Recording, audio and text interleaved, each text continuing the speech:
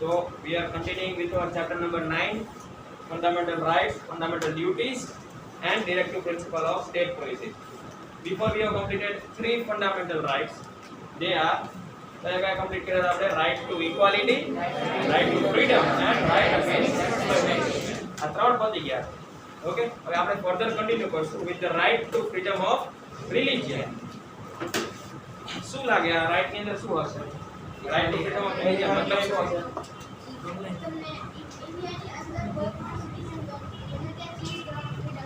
શું citizen change કરવાનો freedom નથી?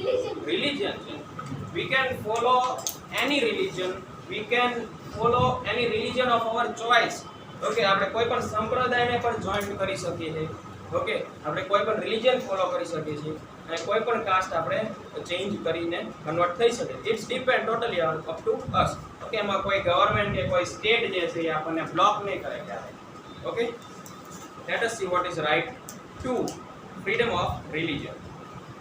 Any citizen of India can follow any religion of choice, can promote and propagate the same is mentioned in the provision of the Constitution of India. હું ગમે તે રિલીજનને join કરી શકું અથવા કોઈ પણ રિલીજનને પ્રમોટ પણ કરી શકું. ઓકે,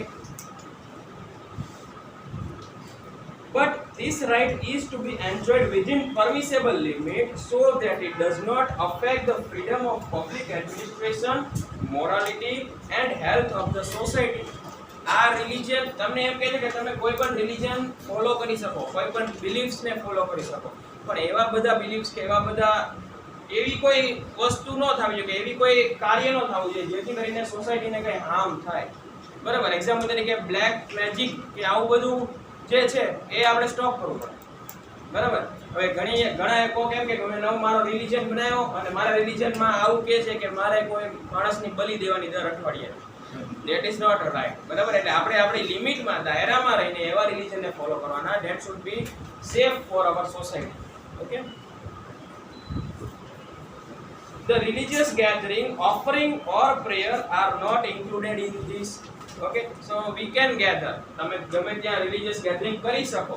ઓકે, તમે પ્રેયર પણ આપી શકો, પ્રેયર પણ કરી શકો ગમે ત્યાં. બરાબર, એટલે એ બધું જે છે એ એવી રીતે ઇન્ક્લુડ એટલે પરમિસેબલ છે એ. ઓકે, એ ઓપોઝમાં નહીં ગણાય, ઓફેન્સમાં નહીં ગણાય. ઓકે,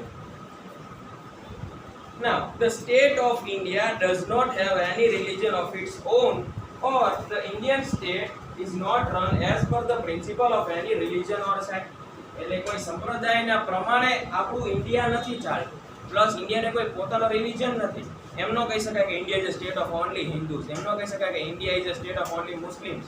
બરાબર, એટલે ઇન્ડિયાને કોઈ પોતાનો રિલિજન નથી, પ્લસ એ કોઈ રિલિજન પ્રમાણે નથી ચાલતું. બરાબર, રિલિજન અથવા સેક્ટ. સેક્ટ મીન્સ સંપ્રદાય, અલગ અલગ સંપ્રદાય હોય ને એ પ્રમાણે. The state cannot interfere in the religious matter or religious belief of any group. Government ક્યારેય જે કોઈ રિલિજિયસની મેટરમાં ઇન્ટરફિયરન્સ નહીં આપે. બરાબર, પણ ઇમરજન્સી કેસમાં વસ્તુ અલગ છે. જેમ કે આપણી રિલિજિયસ બિલીફ છે કે કોઈ બી ફેસ્ટિવલ્સ હોય, સપોઝ માની લો કે કુંભનો મેળો છે. બરાબર, અથવા તો કોઈ રથયાત્રા છે.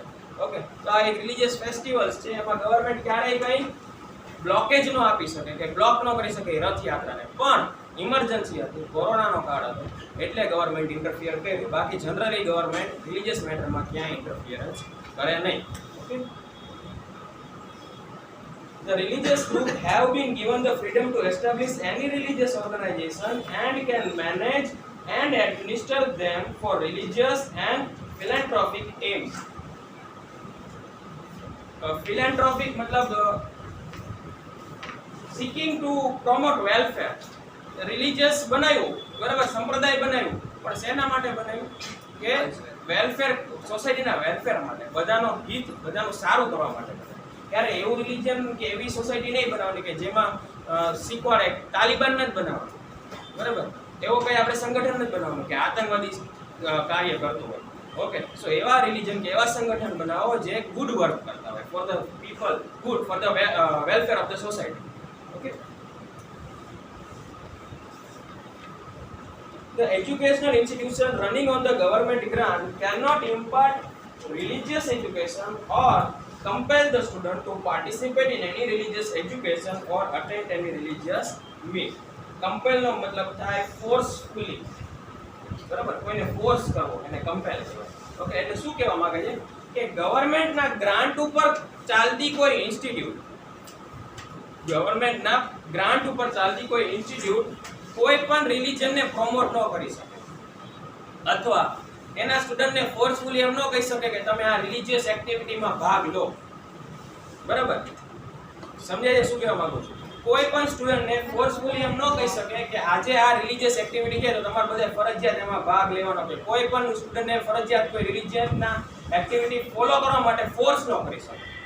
કઈ ઇન્સ્ટિટ્યૂટ? ગવર્મેન્ટના ગ્રાન્ટ ઉપર ચાલતી, ઓકે, અથવા પબ્લિક ઇન્સ્ટિટ્યૂટ બધી. ઓકે, આપણી ઇન્સ્ટિટ્યૂટ પણ, આ પણ ઇન્સ્ટિટ્યૂટ, આમાં પણ આપણને નાની મોટી ગવર્મેન્ટની ગ્રાન્ટ મળતી છે. બરાબર, તો કોઈ પણ ઇન્સ્ટિટ્યૂટ એવી જેમાં ગવર્મેન્ટનું પૈસા આવતા હોય કે ગવર્મેન્ટથી ગ્રાન્ટ આવતી હોય એવી ઇન્સ્ટિટ્યૂટ કોઈ રિલિજિયસને પ્રમોટ ન કરી શકે. રિલિજિયસ ઇન્સ્ટિટ્યૂટ હોય પોતાની રિલિજિયસ, સપોઝ માની લો કે ક્રિશ્ચનની પોતાની સ્કૂલ છે જેમાં ખાલી ક્રિશ્ચન છોકરાઓ ભણે છે. બરાબર, તો એ ત્યાં એમના રિલિજનને પ્રમોટ કરી શકે અથવા એમના રિલિજનના જે સ્ટુડન્ટ્સ હોય બધા એમને ફોર્સ પણ કરી શકે કે you do this all religious activity eight home, અથવા ઊભા થઈને એમના ટાઈમથી પ્રેયર કરાવી શકે. ઓકે, કઈ ઇન્સ્ટિટ્યૂટ? એવી ઇન્સ્ટિટ્યૂટ કે રિલિજિયસની ઇન્સ્ટિટ્યૂટ હોય. બરાબર, જેમ કે સપોઝ જમાતખાના હોય, તો ત્યાં આપણને મુસલમાન જે હોય, બરાબર, ત્યાં જાય એટલે એ લોકોને એમનું નોલેજ આપે. બરાબર, તો એ રિલિજિયસ ઇન્સ્ટિટ્યૂટ. ઓકે, ત્યાં એ લોકો એ કરી શકે કારણ કે એ એમના રિલિજિયન માટેની જ ઇન્સ્ટિટ્યૂટ છે, પર્સનલ. ઓકે, પણ જે ગવર્મેન્ટ ગ્રાન્ટ મળતી હોય અથવા કોઈ પબ્લિક ઇન્સ્ટિટ્યૂટ હોય એમાં કોઈ એવી રીતે કોઈ ફોર્સ નહીં કરી શકે કે તમે એક રિલિજનને ફોલો કરો અથવા આ એક્ટિવિટીને કમ્પલસરી આમાં પાર્ટ લો, એવું કોઈ ન કરી શકે. ઓકે, compel નો મતલબ forceful. Now next is cultural and educational right. People of various religion, various language and cultures live in India. The people of India have a right to preserve their language, script, cultural identity and ethnicity. Ethnicity એટલે વંશીયતા, એટલે જે આપણને આપણા ancestors પાસેથી જે બધું મળેલું હોય ને એ બધું. ઓકે, તો હેરિટેજમાં હવે આપણી પાસે રાઈટ છે કે હું મારા કન્ટ્રીની અથવા મારા પોતાની કલ્ચરલ હેરિટેજ વસ્તુ જે બી છે એ બધાને સાચવીને રાખું.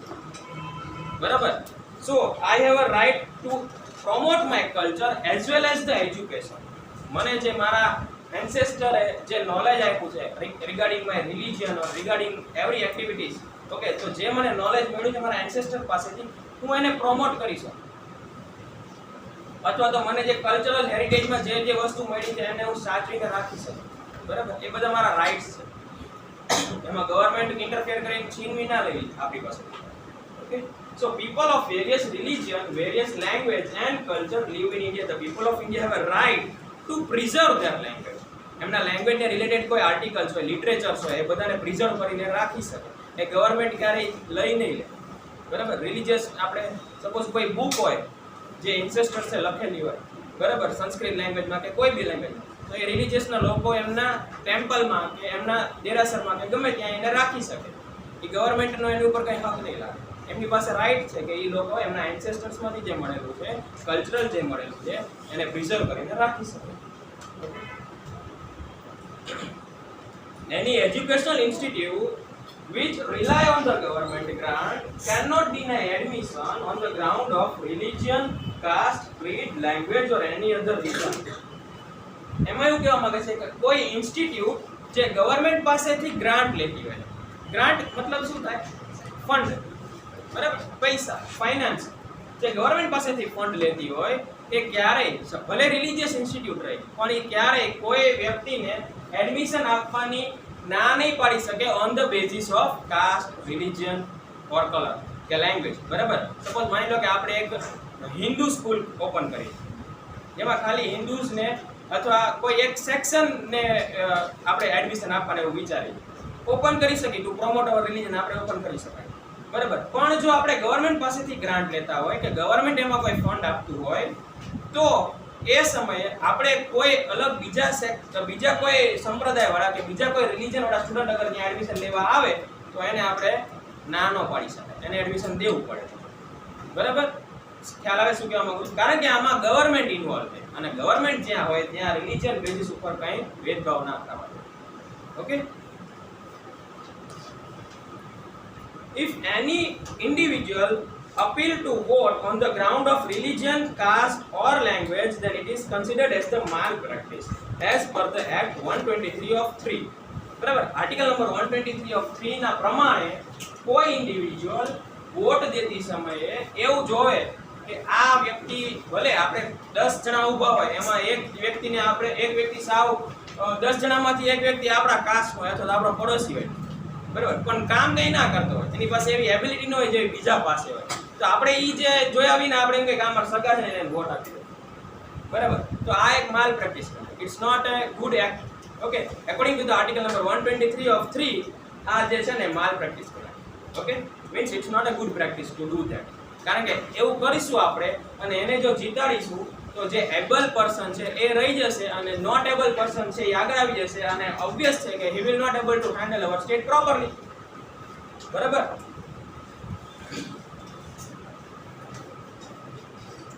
Any of the state can frame a law and provide the right to its citizens to form and manage any of the educational institutes based on culture or linguistic minorities. પણ minorities માટે આ એક વસ્તુ અલગ છે.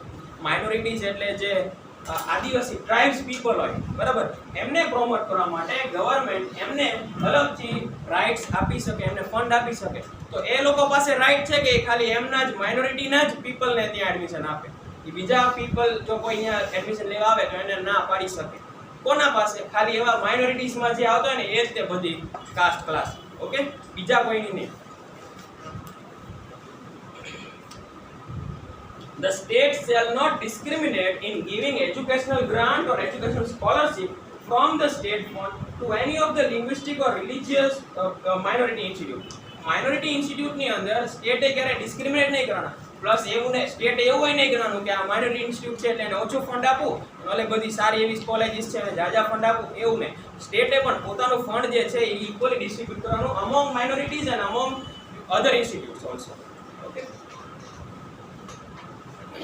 if the state desire to take over or confiscate the property of minority institute, then it can do so only after giving proper return. હવે minorities વાળા, suppose માની લો કે એક માઇનોરિટી એવો સંપ્રદાય છે જેમાં ખાલી 100 છોકરા જેવા છે એડમિશન લેવા માટે, પણ એમની પાસે એટલું બધું ફંડ નથી, એટલે ગવર્મેન્ટ પાસે જાય છે. ગવર્મેન્ટ એમને ગ્રાન્ટ આપે છે ટુ પ્રોમોટ. ઓકે, ગવર્મેન્ટ એમને ગ્રાન્ટ આપીને એક ઇન્સ્ટિટ્યૂટ ઊભી કરે છે અને એમના લોકો જ ના ખાલી એડમિશન એ લોકો ત્યાં આપે છે માઇનોરિટીઝમાં. હવે એવું થાય કે થોડોક ટાઈમ જાય ને પછી ઇન્સ્ટિટ્યૂટ પ્રોપરલી વર્ક ના કરતી, એડમિનિસ્ટર ના કરતી પ્રોપરલી, તો ગવર્મેન્ટ પાસે રાઈટ છે કે એ આખી ઇન્સ્ટિટ્યૂટ ગવર્મેન્ટ ઇન્સ્ટિટ્યૂટ તરીકે બનાવી નાખે અને આખી એને ખરીદી લે. પણ ગવર્મેન્ટ એવું ત્યારે જ કરી શકે જ્યારે એ માઇનોરિટી સેક્શનને એના પૂરતું વળતર આપે ત્યારે. એટલે એના પૂરતું, સપોઝ બિલ્ડિંગ, સપોઝ માઇનોરિટી વાળા એમ કે તમે 50 લાખ રૂપિયા આપો અને this institute will be now government institute. Okay, તો ગવર્મેન્ટ એને 50 લાખ રૂપિયા આપીને એની ઇન્સ્ટિટ્યૂટ ખરીદી શકે minority case. if the state desire to take over or confiscate નો મતલબ શું થાય? જપ્ત કરવું. ઓકે, ફોર્સફુલી લઈ લે ને એને confiscate કહેવાય. then it can do so after giving proper return, એટલે proper return આપીને તે એને લઈ શકે, ડાયરેક્ટ જપ્ત ન કરી શકે. Okay, in this way important provision in context of education institutes have been made in the constitution. આ રીતે એજ્યુકેશન રિલેટેડ એક પ્રોવિઝન કોન્સ્ટિટ્યુશન ની અંદર બનેલા છે. Okay, so moving further now, right to constitutional remedies. આપણે 5 રાઈટ ભણી ગયા. કયા કયા છે? Right to equality. પહેલું કયું હતું? ઇક્વાલિટી. લાઈનમાં બોલવું. Right to freedom. Right to freedom.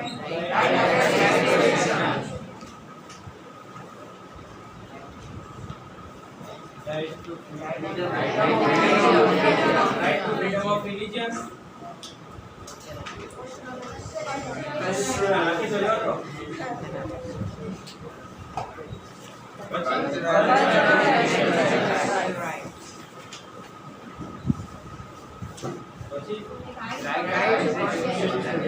Okay, right to constitutional remedies, cultural and education, heritage.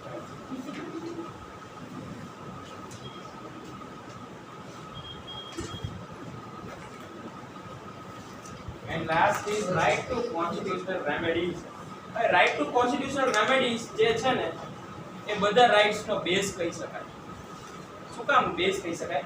right to constitutional remedies ની અંદર બધા સિટીઝનને એવા રાઇટ્સ મળેલા છે કે જો આ તમારા આટલા રાઇટ્સ માંથી કોઈ રાઇટ્સ બ્રેક થાય then you have a right to offend that. એના ખિલાફ તમે જઈ શકો. ગવર્નમેન્ટ સપોઝ તમારો કોઈ બી રાઇટ બ્રેક કરતા હોય તો કોઈ રાઇટ છીનવી લેતા હોય તો constitutional remedies right to constitutional રેમેડીઝમાં તમને એવો હક મળેલો છે કે તમે એના ઓપોઝમાં કેસ ફાઇલ કરી શકો, લડી શકો અને જીતી પણ શકો તમારા હિત માટે. Okay, if you are right. Okay, તો આ બધા જે રાઇટ છે, right to equality, right to freedom, right against exploitation, right to freedom of religion and cultural and education rights, જો આ બધા રાઇટ્સ પ્રોપરલી ઇમ્પ્લિમેન્ટ ન થાય તો એનો કઈ મહત્વ નથી. બરાબર ને? આ રાઇટ્સ બની તો ગયા, બનાવી દીધું બધું, કોન્સ્ટિટ્યુશનમાં લખી પણ નાખ્યું બધું, બરાબર, પણ આ રાઇટ્સ જો પ્રોપરલી ઇમ્પ્લિમેન્ટ ન થાય અથવા આ બધા હક આપી દીધા, મેં કહી દીધું કે આ વ્યક્તિ તમે જેટલા સ્ટાન્ડર્ડ 9 એ ના સ્ટુડન્ટ છો ને એ બધાને હું અલગ અલગ હક આપી દઉં, right to freedom of speech ને રાઇટ, બધા રાઇટ્સ આપી દઉં, બરાબર, પણ હવે એ ફોલો ન કરીએ આપણે તો કઈ મતલબ નથી ને. રાઇટ્સ ફોલો જ ન થતા હોય અથવા ઇમ્પ્લિમેન્ટ ન થતા હોય તો એનો કઈ મતલબ નથી, બરાબર. તો એને મતલબ દેવા માટે, આ બધા રાઇટ્સ ને મતલબ દેવા માટે એક ન્યૂ રાઇટ એડ કરી, right two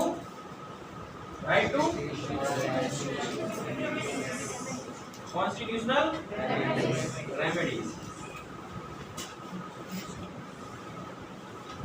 right to constitutional remedies એની અંદર એક બીજો હક આપી દીધો કે જો તમારા આમાંથી કોઈ રાઇટ બ્રેક થાય then you have a right to go against that government or law and to defend yourself. બરાબર, તમારી પાસે એક નવો રાઇટ આવી ગયો, right to constitutional remedies. Okay, let us see now what is this right of constitutional remedies. Right to constitutional remedies, no matter how many laws are framed or how many provisions are made for the fundamental rights, if these are not implemented well, then there remains no meaning of such freedom of right. એટલે જો આ બધા right તો આપણે બનાવી પણ નાખ્યા, ગમે તેટલા રાઇટ બને કે ગમે એટલા લોસ બને, બરાબર, પણ જો આ બધું પ્રોપરલી ઇમ્પ્લિમેન્ટ ના થતું હોય તો એનો કઈ મતલબ છે નહીં. બે પાછું કરાય અત્યારે બે પાછું કરાય પછી વાત.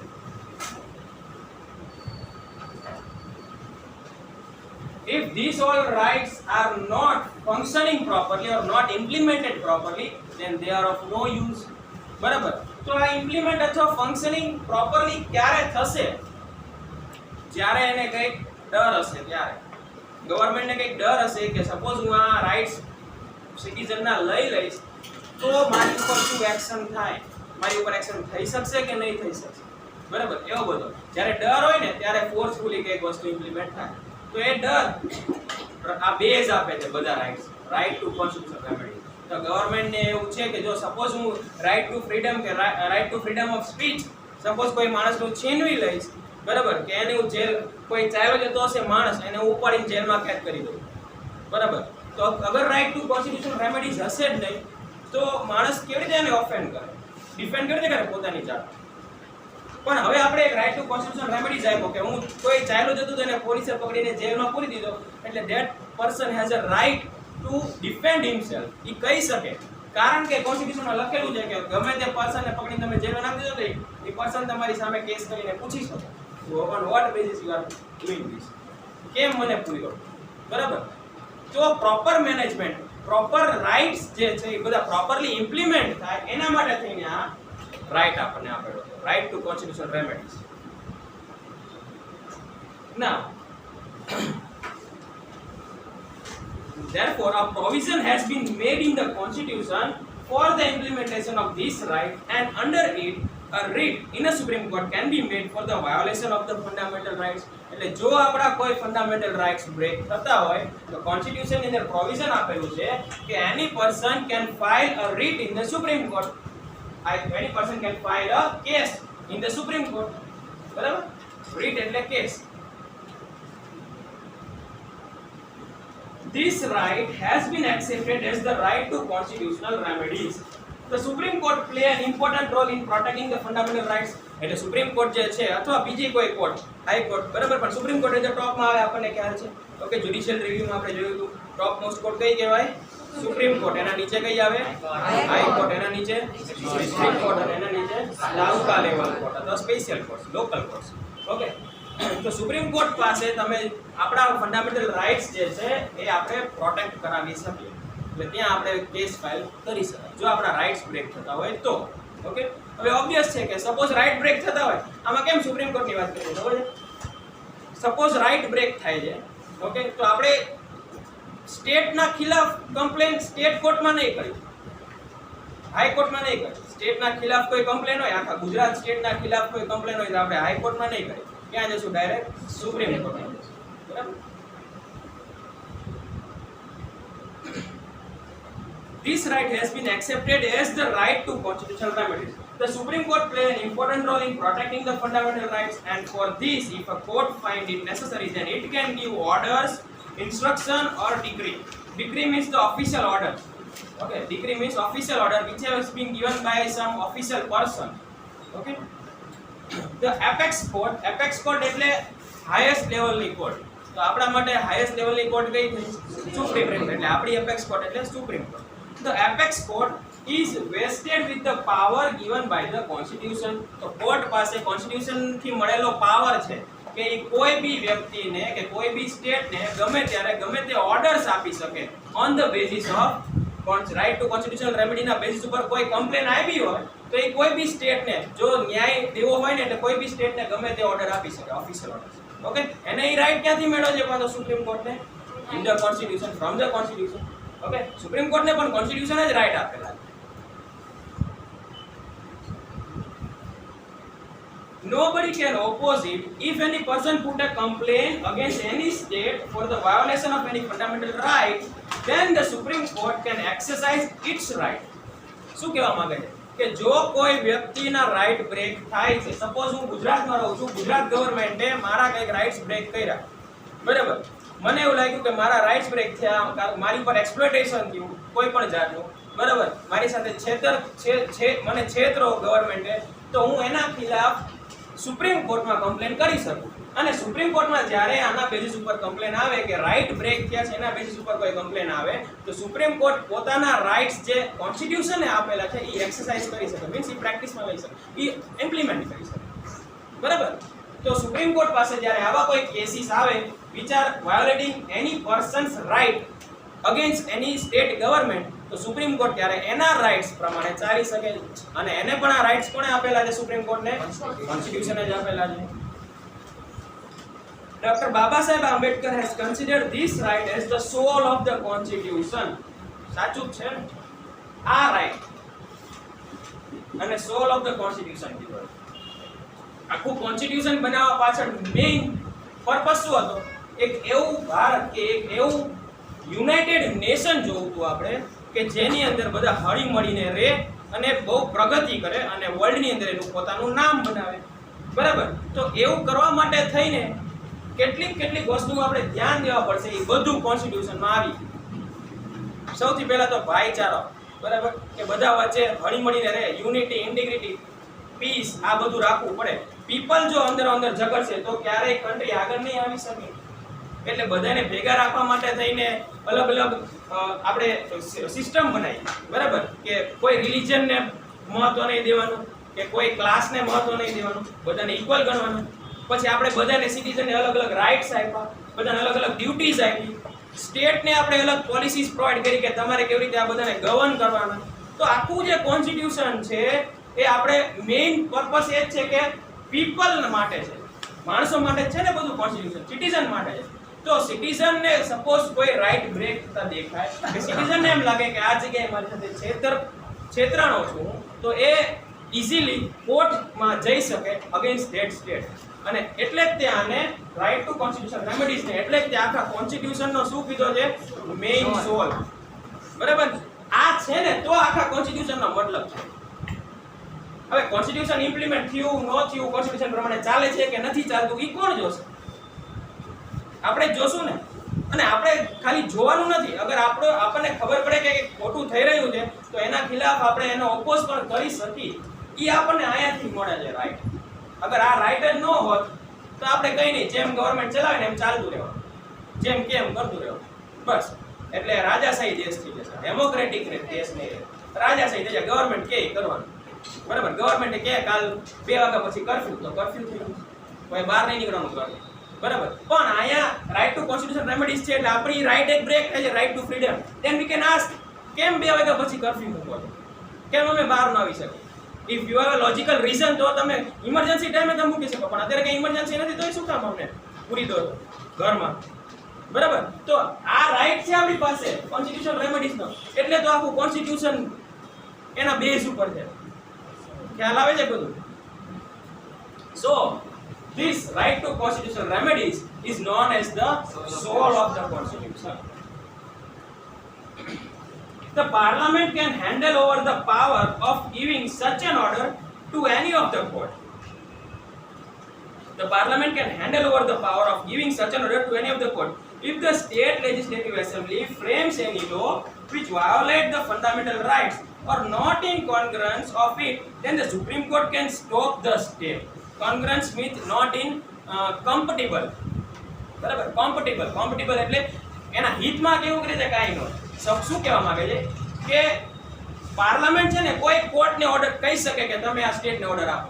પાર્લામેન્ટ મીન્સ, પાર્લામેન્ટ એટલે લોકસભા રાજ્યસભા આવી ગયું ને આગલામાં, પાર્લામેન્ટ સિસ્ટમ આખી, બરાબર. તો પાર્લામેન્ટ એસેમ્બલી જે છે એ કોઈ પણ કોર્ટને કહી શકે કે તમે આ સ્ટેટને આવી રીતે ઓર્ડર આપો. ઓકે. સેકન્ડ થિંગ, અગર કોઈ સ્ટેટ એસેમ્બલી, સ્ટેટની એસેમ્બલી હોય, લેજિસ્લેટિવ એસેમ્બલી, આપણે આગળ આવશે હજી ભણવાનું, બરાબર. તો કોઈ આપણે જેમ સેન્ટ્રલ લેવલ ઉપર પાર્લામેન્ટ હોય એમ સ્ટેટ લેવલે સ્ટેટ એસેમ્બલીઝ પણ હોય ને. ઓકે. તો જો કોઈ સ્ટેટની એસેમ્બલી, સપોઝ ગુજરાતની એસેમ્બલીએ કોઈ એક નિયમ બનાવ્યો જે કોઈ રાઈટ બ્રેક કરે છે, જે કોન્સ્ટિટ્યુશનની અંદર લખેલું છે એના ઓપોઝમાં અથવા કોમ્પેટિબલ નથી પીપલની સાથે, બરાબર, એ સમયે સુપ્રીમ કોર્ટ એ સ્ટેટને આવા લોઝ ઇમ્પ્લિમેન્ટ કરવા માટે સ્ટોપ કરી શકે. બરાબર. સમજાય શું કહેવા માંગે છે? જ્યારે કોઈ સ્ટેટ એવો લો બનાવે કે જે કોઈ પીપલનો રાઈટ બ્રેક થતો હોય એ સમયે સુપ્રીમ કોર્ટ ઈ સ્ટેટને કહી શકે you have to stop this law. બરાબર.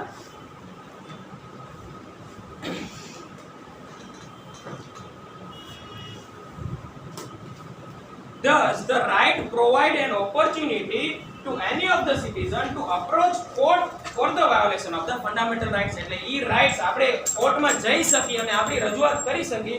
એ રાઇટ જે છે એ આપણને કોણ આપે છે? Right to constitutional remedies. બરાબર. કે આપણે આપણી we are free if any law is been broken, then we are free to move in Supreme Court, and that right is given to us by the Constitution in right to constitutional remedies. Now, the Constitution provides a fundamental right to the Indian citizen. These rights are given against the government. એમ કહી શકાય કે આ બધા rights છે ને ગવર્મેન્ટના against કામ કરે, એવું કહી શકાય. બરાબર.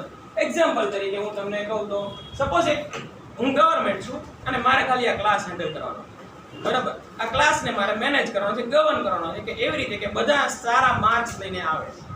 ઓકે. તો અગર મારે એવું કન્ફર્મ કરવું હોય કે બધા સિટીઝન કે બધા સ્ટુડન્ટના સારા માર્ક્સ આવે તો એના માટે થઈને મારે કોઈ રિજિડ પોલિસી બહાર પાડવી પડશે. હું એમ કહી દઉં કે જ્યારે પણ જેટલા ચેપ્ટર ક્લાસમાં ભણાવે ને કોઈ બી સબ્જેક્ટમાં બધા 5-5 વાર લખવાના, બરાબર. તો મે બી પોસિબલ છે કે મારી આ સિસ્ટમથી લગભગ બધા પાસ થઈ જાય, સારા એવા માર્ક્સ લાવી શકે, બરાબર. 50-50 ચાન્સીસ છે. હું એમ નથી કહેતો કે શ્યોર શોર્ટ છે, પણ મેં એવું કીધું કે જેટલા ચેપ્ટર પતે ને એટલે બધા તમારે બધા 5-5 વાર ફરજિયાત લખવાનું. તો એમાં તમારો રાઈટ બ્રેક થયો, થાય કે ન થાય? બરાબર. એટલે જ્યારે આ બધા રાઇટ્સ છે ને તો હું એવી કોઈ રિજિડ પોલિસી નહીં બનાવી શકું. સપોઝ તમારી પાસે રાઇટ છે કે યુ હેવ રાઇટ કે તમને છે ને ઇમ્પોઝ કે તમને થોડીક ફ્રીડમ મળે, ભણવામાંથી આખા દિવસમાંથી થોડીક ફ્રીડમ મળે, તમારા માટે પોતાના માટે ટાઈમ મળે. સપોઝ એવું આપણે રાઇટ આપ્યો, તો હવે હું જે પોલિસી બનાવીશ ને એ મારે એ વિચારીને બનાવવાનું કે આને હું 5 વાર લખવા આપું છું, આને પોતાના માટે ટાઈમ નહીં મળે એટલે એનો એ રાઇટ બ્રેક થયો. ખ્યાલ આવે છે? બરાબર. એવી જ રીતે આ બધા જે રાઇટ છે એ ગવર્મેન્ટને કોઈ નવી પોલિસી બનાવવા માટે અથવા તો એના ઓપોઝમાં ગવર્મેન્ટના અગેન્સ્ટમાં એમ કહી શકાય આ બધા રાઇટ્સ. કારણ કે જ્યારે પણ ગવર્મેન્ટે ગવર્ન કરવો છે અથવા તો હું સપોઝ એક નવો રાઇટ બનાવું કે જે બી અવાજ કરે ને એને આપણે કોઈ પનિશમેન્ટમાં 50 ઉપદેશ કરાવવાની, બરાબર. તો આનાથી સુધરી જશે. મને ખબર જ છે, કોઈ અવાજ નહીં કરે, બરાબર, પણ આ વે સાચો નથી. આ વે સાચો નથી, કારણ કે તમને પણ રાઇટ્સ મળેલા છે. You have a rights that you can not get exploited. તમે એમ કહો કે અમારી પર આ સર જે છે ને એ અત્યાચાર કરે છે, અમને 50 રૂપિયા થાય, જે કોઈ લોકો ને તોય 50 રૂપિયા કરાય, બરાબર. So I can not make a law which is against your rights.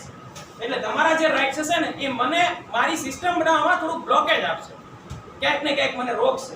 એટલે એમ કહી શકાય કે તમને જે રાઇટ મળેલા છે ને એ ગવર્નમેન્ટના ઓપોઝમાં છે. Okay, The Constitution provides the fundamental rights to the Indian citizen and these rights are given against the government. એટલે એમ કહે છે ને ગવર્નમેન્ટ ના અગેન્સ્ટ છે આ બધા rights, whether it is a center or a state. The fundamental rights are applicable to all its citizens at all the times but can be suspended during the time of emergency. Fundamental rights જે આપેલા છે તમને એ તમારા fundamental rights તમે ગમે ત્યારે all the time implemented જ હશે.